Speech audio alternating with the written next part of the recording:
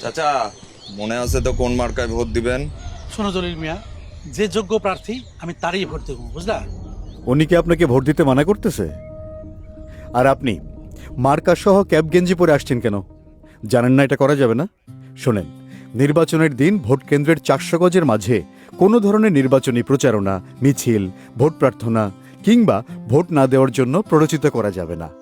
অন্যথায় আইনশৃঙ্খলা বাহিনী শাস্তিমূলক ব্যবস্থা গ্রহণ করতে পারে।